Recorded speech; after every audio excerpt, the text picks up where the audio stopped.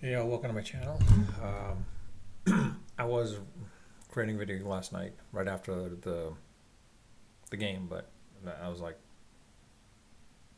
it's still the same thing for me today. Basically, I was just like, why even bother? I mean, choose failed kick. Basically, I mean, honestly, as a Giants fan, what's not to expect? I mean, ways to lose the game. I mean, honestly, this I'm at a loss to be honest with you. What to do at this point. As a fan, you're hoping now for the number one draft pick, but with that number one draft pick, what are you going to get? A quarterback? I mean, we have our future quarterback. Jameis Winston was probably more exciting. I think you should have played Winston over Dart, honestly, because the way Dart's still running around, the dude's going to get himself injured.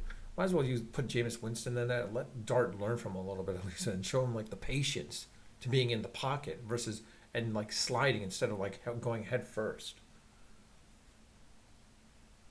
But honestly, I think the other thing is like it shows the Giants D has to be revamped a little bit. I don't know. Maybe the secondary it should have been good. The run defense should have been great, but it wasn't. You were saying the pass rush was horrible. I mean, I don't know. Shane's got to do a lot of things honestly. And the other factor is I don't know if you need a running back now. Maybe you might be able to get away with by committee by running back with Taylor showing some decent, some life in there, and then with Scadaboo coming back next year as well too. I think those two together should, probably bring things back to norm. Bring things up. Neighbors coming back next year. I mean, I think it's more of a case where you've got to build out that O line a little bit as well too. It seems like it was working out decent, but not that great. But the other thing is you need another wide receiver, a couple wide receivers outside of Neighbors, honestly. The other aspect is again, safety, the defense, safeties. We need a good safety or a good cornerback, as well as another another tackle, honestly, because or defensive end because I mean Lawrence can't do it himself. I mean, if he's out, then the run defense just goes completely. But it looks like that's what was going on anyways. The edge rushers. I mean, honestly, Tibbs and Carter. I mean, I don't know if Carter is a bust. I'm hoping he's not. Maybe he comes back and next year and well, first off, we know that this head coach that they have, yeah, Kafka. I mean, sorry, Kafka. This shows only that he's not gonna do. He's not gonna be around. The new offensive coordinator and the promoted defensive coordinator shows that's not going to work either. It shows that the Giants are going to have to revamp the entire coaching staff. Unfortunately, where they get it from, I have no idea. Um, Forget about Bill Belichick coming. The only way Belichick comes in is he comes in as a defensive coordinator or maybe as a head coach. Maybe I don't know. But Dart, I don't think Dart has that ability to recognize just yet. Like he's not a Tom Brady. I think he's more of a Cam Newton type of person. You could see that he's more of a Cam Newton. Um, but in any case, um, I, I I don't know. I have no idea what the Giants do with the head coach because four head coaches in 5 years. I mean honestly, or six head coaches now in 5 years practically. I mean Spagnuolo would be great as a defensive coordinator. Honestly, I think he would love to come here with this young group of uh, uh, young group core on the defensive end. I think Spagnuolo could work him out, but as a offensive guy, I mean, it shows that he's not that good.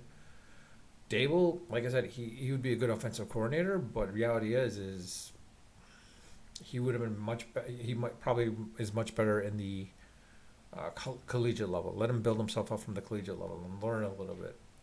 But reality is I don't know who the Giants get. I mean, if Mike Tomlin gets fired, I would love for him to get fired from Pittsburgh. The Giants need to snatch him up as quickly as possible. They need to snatch him up. But chances of that happening are highly unlikely. You're not going to get Rex Ryan. Rex Ryan was a good defensive coordinator. Him as a head coach, I'm not too sure of.